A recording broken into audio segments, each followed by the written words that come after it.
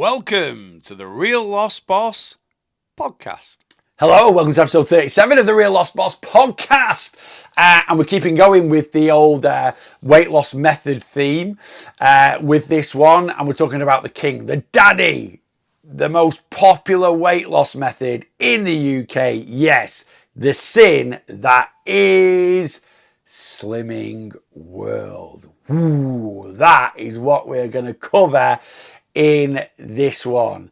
I'm going to go through basics of what Slimming World is, just in case.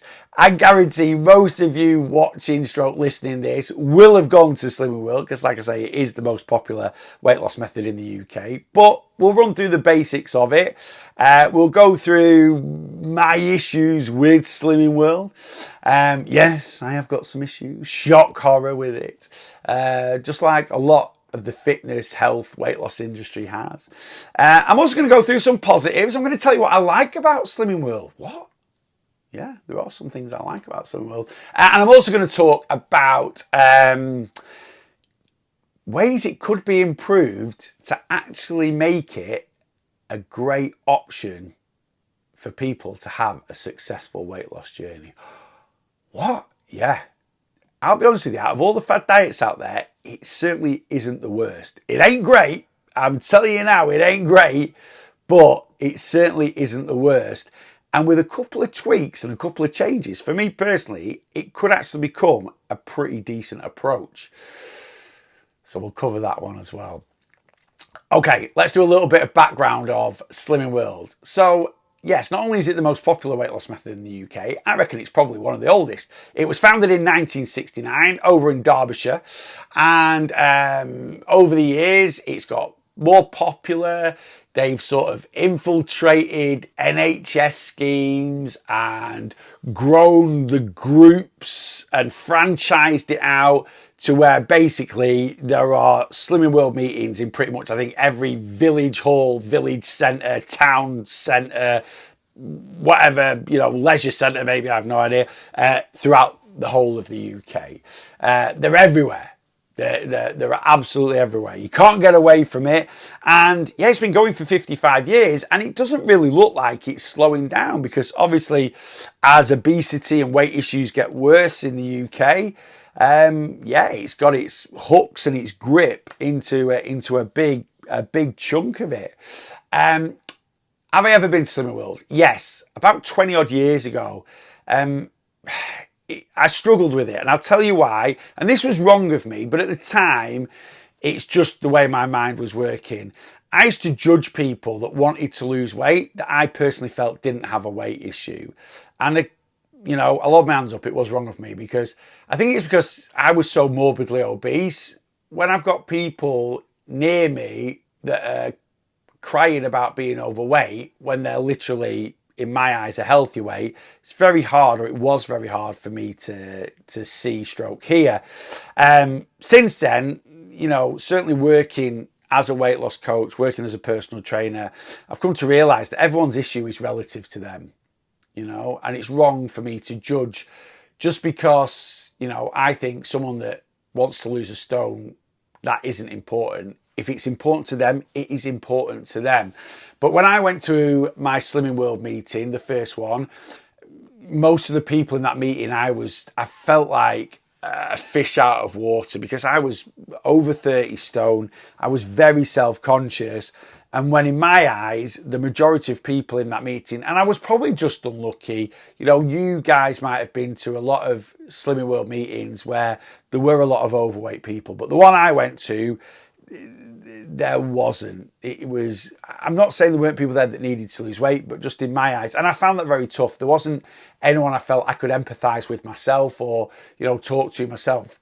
And don't get me wrong, I was 30 odd stone. There's not many people my weight in the country, to be honest with you. I think I read a stat somewhere that when I was at my heaviest at 37 stone, I was like top 3% of heaviest in the UK.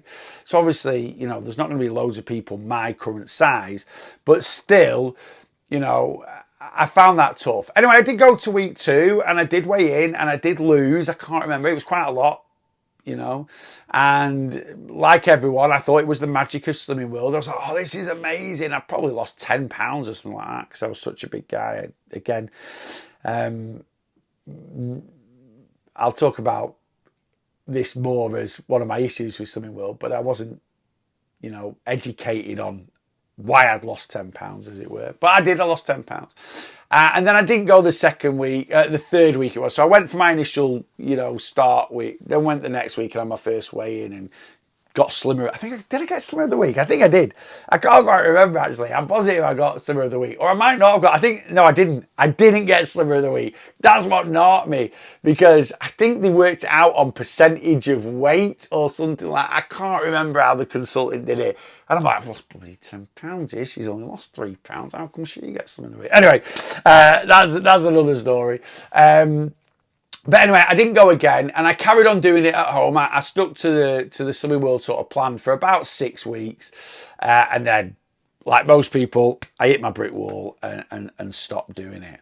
So Slimming World, if you don't know, is based around 3 main food groups. Number one's free foods, and free foods are basically low energy foods. They try and stick away from the terminology that is calories. Yeah, we don't want to say the truth. Anyway, so they use sort of like foods that aren't energy dense that fill you up. That's what free foods are meant to be. And you can eat as many of those as you want. And then you've got your healthy extras, which are basically healthy foods that could be overconsumed or are quite easy to overconsume. So your wholemeal breads, your milks, olive oils, nuts, seeds, dairy, you know, I know I've already said milk, but yogurts and stuff like that. Are kind of healthy extras, as it were. And then you've got synergy. Yeah, they're big ones. Synergy binds everything together. And this is from the website, Synergy. Allowing you to enjoy the foods you love that most diets ban without any guilt. Yeah, all right then. So that's Synergy. And basically, how you eat those foods is kind of like foods that aren't restricted at all, foods that have minimal restriction or have some restriction, and then foods that are quite restricted. That's it. That's what the 3 groups are. And by breaking foods down into those categories helps you control your calorie intake to a point where hopefully you go into a calorie deficit so you consume less calories than you burn and you lose body fat. Though Slimming World don't educate you on that. But again, I'll cover that when I go into some of my issues with Slimming World. But yeah, that's kind of, you know, and they sort of say it's all about food optimizing and giving you the biggest bang for your buck with your eating, and you get to eat lots of foods and you still get to enjoy the foods you love, and there's no restriction, all this, that, and the other. And it's just an absolute load of, of nonsense, really. Right, so we get into my issues. There's no real order to this, though I will save the best to last. Number one, I'm going to go in with consultants. Now, my consultant actually was lovely when I went to my meeting, but this was my first trigger around Slimming World, where I really started to look into it and the issues around it, because I was a personal trainer and I worked with a client who was an avid Slimming Worlder. She'd been going for years. She was 17 when she, not 17 in age, sorry, she was 17 stone when she started Slimming World. And when she came, she'd been doing Slimming World for 5 years. She was 17 when she started, 17 stone, sorry, when she started Slimming World. And when she came to me as a personal trainer 5 years on, she was 23 stone. So in 5 years, she gained 6 stone from going to Slimming World. She hadn't lost anything. And she was in the trap of everyone else. She'd go to Slimming World, she'd lose a bit, and then the over restriction had play an issue, and she bounced back. And as with a lot of fad diets, what you lose while you're on the diet, you tend to gain back and more when you're off the diet. And she'd been going on and off to Slimming World, like I say, for 5 years, like a lot of people do. Probably did it for 3 months, off it for 3 or 4 months, back for 3 or 4 months, off it for 3 or 4 months. And yeah, she gained 6 stone. But anyway, one day I was personal training this client and her phone kept ringing. And I was like, answer it if you want to, it's fine. And she was like, no, it's fine. And she kept like hanging up, and then it'd ring again and I'd hear it buzzing. And then she'd hang up, then it'd ring again. I'm like, who on earth is it? She went, it's my Slimming World consultant. And I went, what? She said, yeah, I've not been for 3 weeks since I started PTing with you. And I was like, right. And she's ringing you. She was like, yeah, why? To get me to go to a meeting. And what's the reasons for it? She's just like, you're going to let yourself slip again. And anyway, to cut a long story short, I said, answer it. I want you to answer it and put it on speaker. I need to listen to this. And she was literally like, you know, you've done this for the last few years. You keep disappearing, you keep avoiding me, and you keep gaining all your weight back and more. And if you just kept going and stopped with this shenanigans of, coming in and out and not going and blah, blah, blah, blah, right? You'd have had a successful weight loss journey, but because you keep dabbling with personal trainers and you keep doing this, and she was just guilt tripping her. She wasn't trying to help her. She wasn't inquiring about how she was. She was just guilt tripping her. And, I was absolutely flabbergasted. And I was just like, she's doing that. She is literally doing that because she wants your fiver. That is it. She's literally just money grabbing there. She doesn't give a damn about, your success.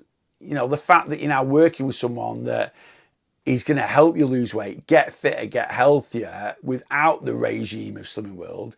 And rather than going, I've had clients in the past that have gone on to different ways, and I'm like, good luck. I try and educate them and try and help them on, why it might, but I've never ever, basically, like, she was cruel with some of the things she was saying. Anyway, that was my first trigger around it. And like I said, I don't want to label all consultants with the same, tar them with the same brush, as it were. But now I've developed into an online coach where I've worked with in the last 3 years, including people on my one-to-one plan, people that have joined my community, probably knocking on a couple of thousand people. I've heard so many horror stories about the consultants and, things about, the pressure they put on people, how they sort of gaslight them in front of people if they've not had the best weigh-in. If you've missed a couple of meetings, they really highlight it when you go to a meeting. And I'm like, if you remember, what's she called, Marjorie Dawes? I can't remember. Little Britain. The fat fighters in Little Britain. And I'm like, there's a reason why they created that sketch. It's probably more true to life than we'd actually like to admit, certainly when it comes to Slimming World, just eat dust, just dust. So yeah, consultants, and, from the pressure that they put on people. I mean, I'll go through, this is my typical, Slimming World scenario that I've got from so many people I've worked with, and it's literally right. Thursday night weigh-in, 7:30. So starve yourself all day Thursday. I can't eat Thursday because I'm weighing in tonight. So you don't eat a thing all day Thursday. You go to your meeting, Babs is there with a scales and with your book, and you jump on and she writes your weight down. And if you lose, right, you're like, yes, you've lost. And then you come out, and because you've starved yourself all day, you're straight into McDonald's. And because you've had a loss, you then give yourself a nice bit of freedom Friday, Saturday, Sunday. Then Monday morning comes around, you get on the scales, you've gained 3 or 4 pounds, not in fat. But again, there's a lack of education around weight loss when it comes to things like Slimming World. And then you start panicking. So then you over-restrict yourself Monday, Tuesday, Wednesday. You starve yourself again all day Thursday. It's not enough because you get on the scales on Thursday night and you've gained a pound.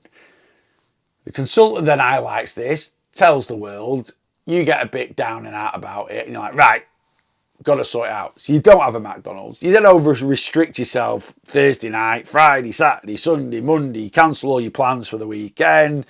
Blah, blah, blah, blah. Thursday, starve yourself all day. go and see Babs again. You weigh in, you're £2 down, straight to McDonald's. You're on the phone to the girls. Porn star martinis this Saturday. Yes, come on. I've lost £2. You have that freedom Friday, Saturday, Sunday. Weigh yourself Monday. Oh, I've gained £4. And the whole thing starts again. And that is such a common scenario from what I've heard from so many clients. It's absolutely bonkers. And it's that pressure of that check-in because, you know, the consultant puts you under that pressure. And I'm sort of flowing into another issue here with Slimming World, and that is lack of education. There's no education. People don't understand that consultant, and this can be the consultant's fault. It's not really the consultant's fault. This is Slimming World's fault. There's no investment. Doesn't matter what weight loss method you're coaching. So you might be teaching people intermittent fasting or ketogenic diet. For the rights or wrongs of it, right? Everyone that is, you know, helping people lose weight, lose body fat, should have a basic knowledge and understanding of weight loss. Thermodynamics, calories in, calories out, energy balance, how the scales work, you know, how water retention, food weight affect the scales. It's not just a loss and gain of body fat, you know, loads of different things. And there isn't any education there with Slimming World. Zero. And that's an issue with a lot of fad diets, but there is a lack of education around it. And I think Slimming World want there to be a lack of education because they want people to be more in the dark. Again, that goes round to the fact that Slimming World is business-centered first and person-centered last. They don't want people to lose weight. You might argue with me on that one, but they don't.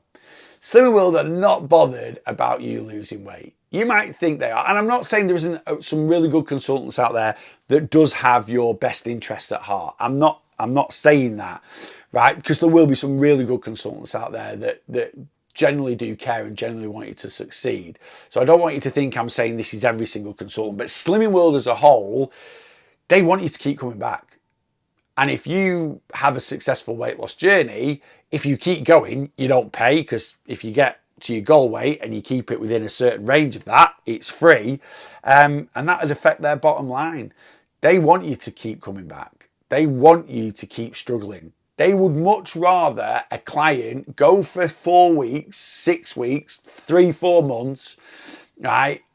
Hit a brick wall, not go for 3 months, and then go back and then do that for 10 years, then actually go consistently for 18 months, have a successful weight loss journey and not need to go back, right? And you might be like, well, that's right, Neil, they're a business. When you're trying to help people, yeah, you want to make money. But my main goal as a weight loss coach is to get people to lose weight, right? And if I can pay my mortgage alongside that, that is the bonus. I'm not trying to be all like cliche or this, that, and the other. Honestly, my goal is to get people to lose weight. And because that is my main goal, then the money side of it, kind of, you know, the business side of it comes along. And to be honest with you, could I make more money and fleece people a bit like, yeah, of course I could. Of course I could. But I don't want to, right? And again, that is one of my issues with Slimming World. It is definitely business-centered first and person-centered second. Because if it wasn't, they'd make some changes. And I'm going to go through that at the end of this podcast. What other issues do I have? Well, let's go more into the food thing. So that's my issue with Slimming World in terms of it's business-centered first, person-centered second. I don't like the way the check-ins work, the pressure that consultants put on people, and the lack of education around if there is any gains and this, that, and the other. Free foods, don't like that. People that are food addicts like I was at 37 stone, you will manipulate. If you give an addict an inch, they will take a mile. And there are so many groups on there, free food meals, where people, they, like I say, they manipulate the system. So basically, we can consume as much of these foods as we want to. So let's try and make meals out of them. And that's what it is. It's manipulating the system and it's trying to get as much food into our mouths as possible. That's free food. No such thing as free food.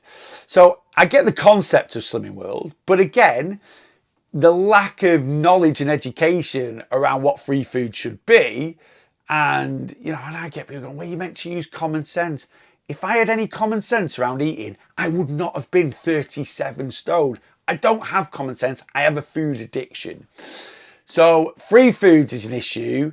I kind of get the healthy extras thing, but their big one, sins. Oh, it is painful because the damage that has done to people's relationships with food, including mine.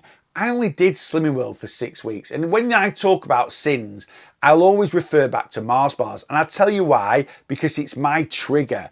I love a Mars bar, right? Or I did. I used to love a Mars bar. And I think my mum did as well. So they were always in the house, right?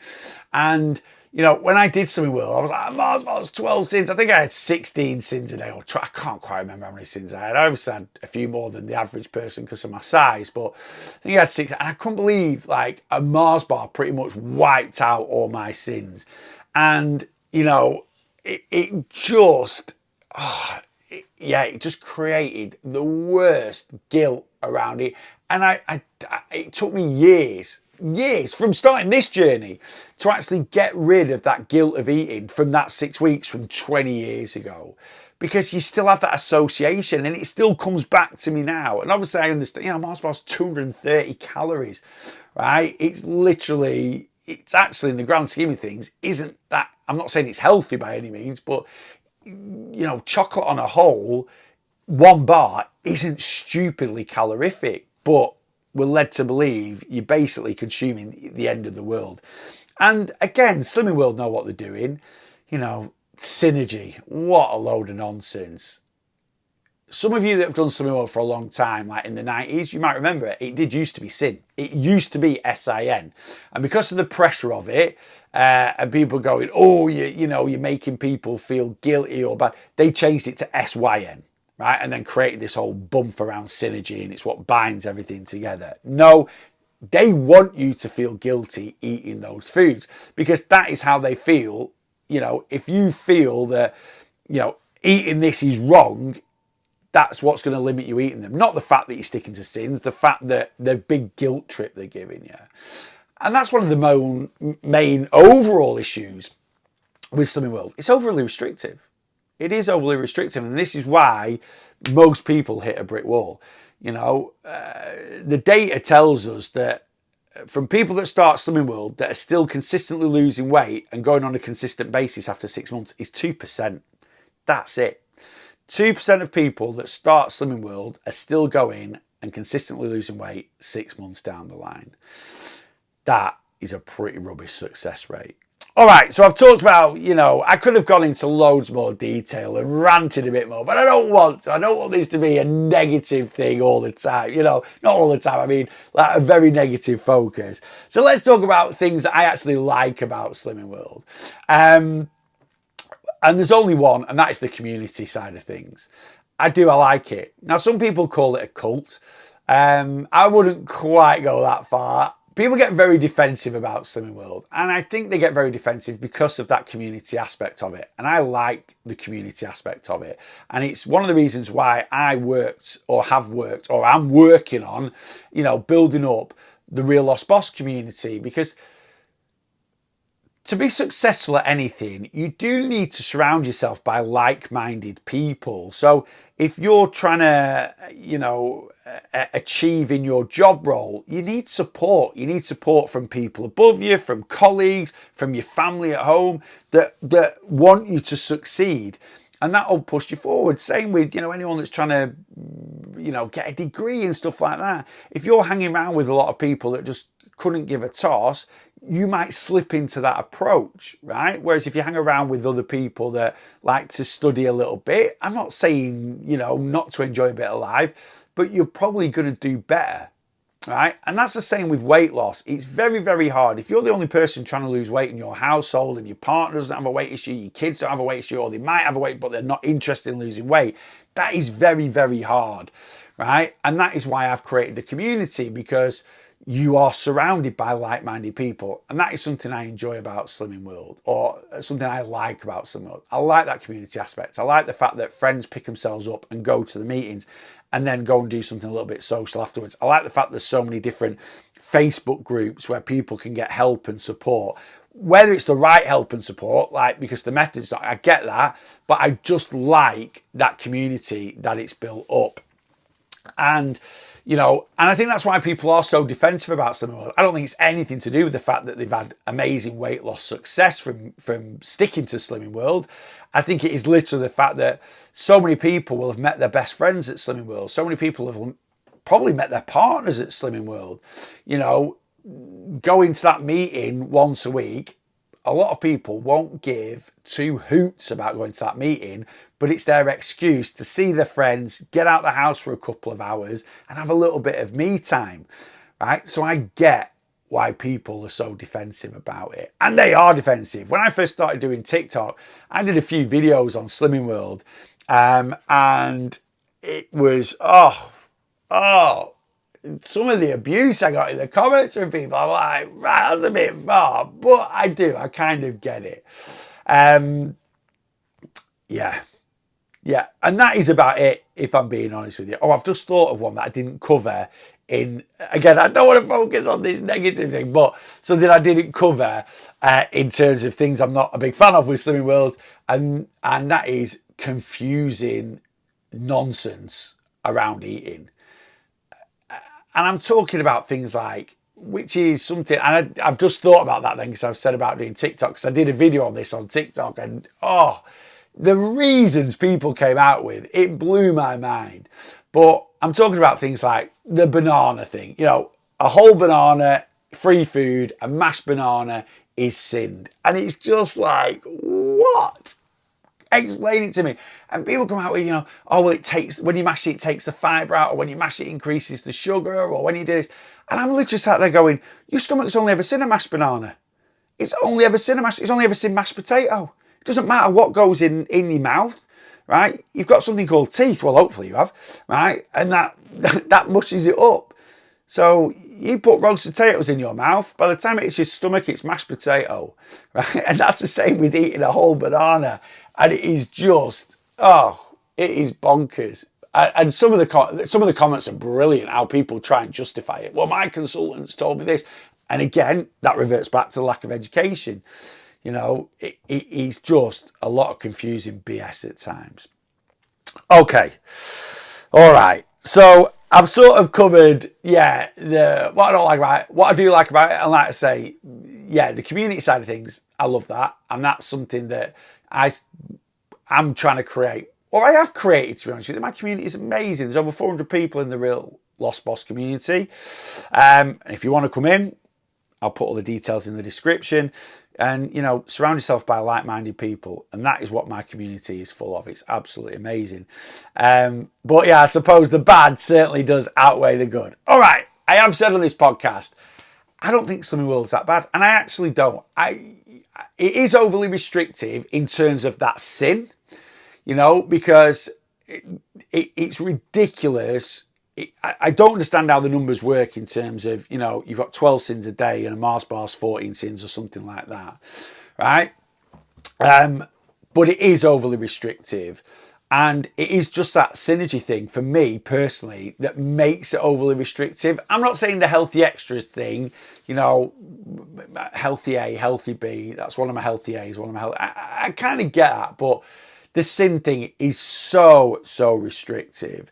And there's little tweaks around it, but that's the reason why people fail on Slimming World. But if someone did stick to Slimming World for 12 months, you're not going to be malnourished at all. You're not going to undereat calories. You're going to be in a calorie deficit, but you're not going to go into a severe calorie deficit, really. You're actually going to be healthy, because really, you know, your free foods and your healthy extras, that is a good groups of foods for you to be eating to get lots of vitamins, minerals and nutrients into the body. So although it's not overly restrictive in the amount of food you are consuming, it is very restrictive in the types of food you are consuming. And alongside that restriction is that massive bit of guilt. So what tweaks would I make to Slimming World? Well, I put a lot of my own take on weight loss into it.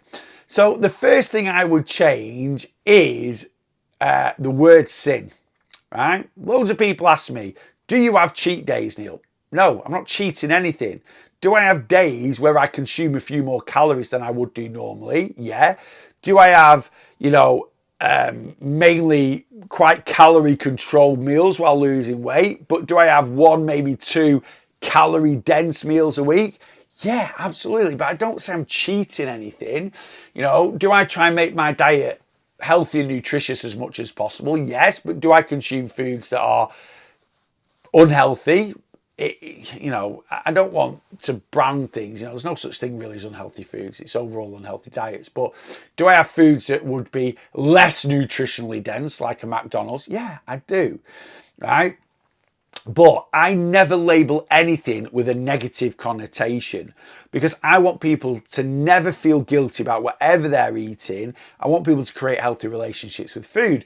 So I wouldn't call sins. I call them treats. I don't mind having that value of reining it in a little bit for people, but let's get rid of the negative terminology.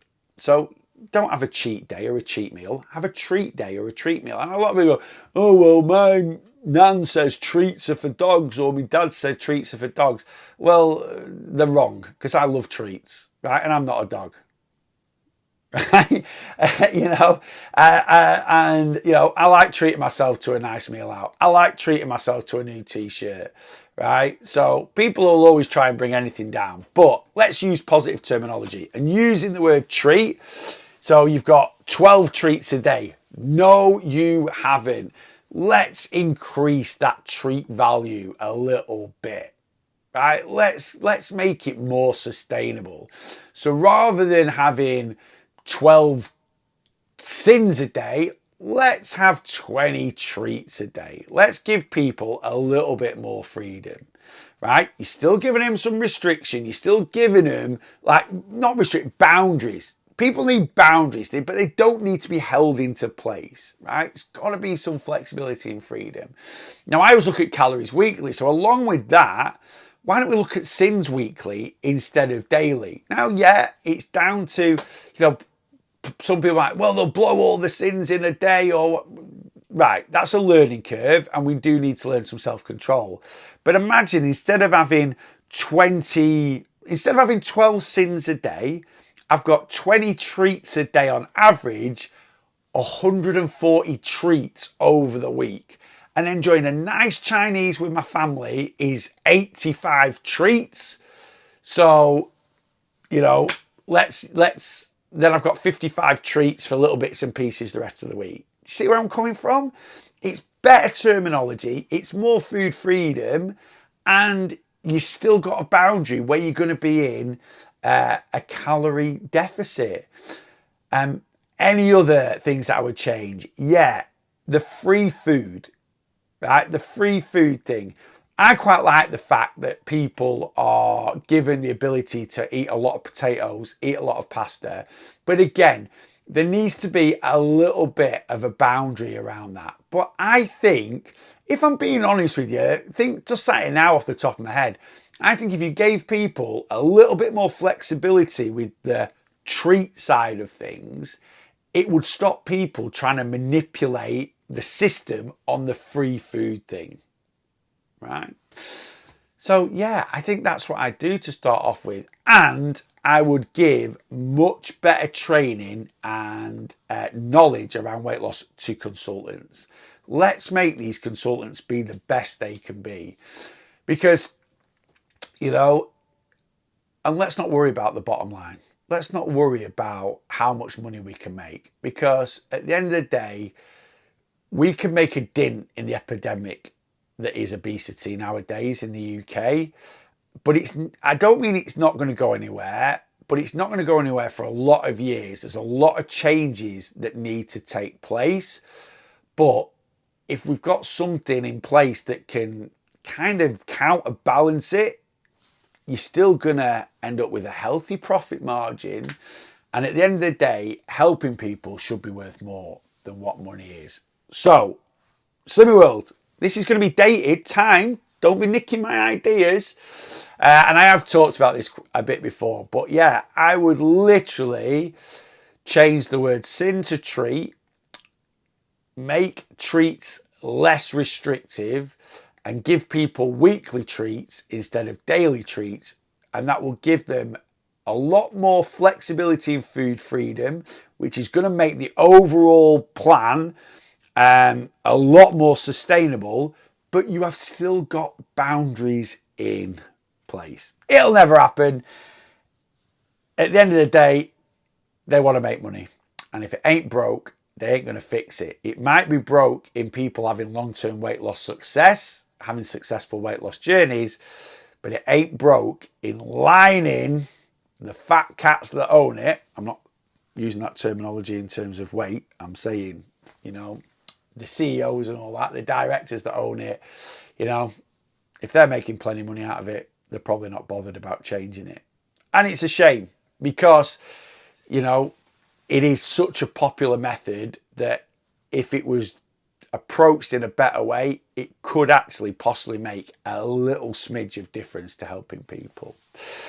So I don't know if you expected me to finish that on quite a positive note, but I have done. But as it stands now, Slimming World is absolute. It's a thorn in my side when it comes to, you know, helping people and people's relationships with food. Whether you agree or disagree, let me know in the comments. You know, some of the things I've said, I've probably missed a lot out there because it's such a massive topic, but I don't want the, you know, I could probably sit here and talk about it more for hours and hours and hours and hours. But, you know, that is kind of my basic overview of Slimming World. And yeah, to summarize, it does way more harm with helping people lose weight than it does good. Right, that's it. That's it for another episode. What should we do next time? I have no idea. Again, let me know in the comments if there's a fad diet that you'd like me to cover in the future. But for now, yeah, that is Slimming World done and dusted and my views on it. And until next time, whichever way you see me, make sure you boss your weight loss.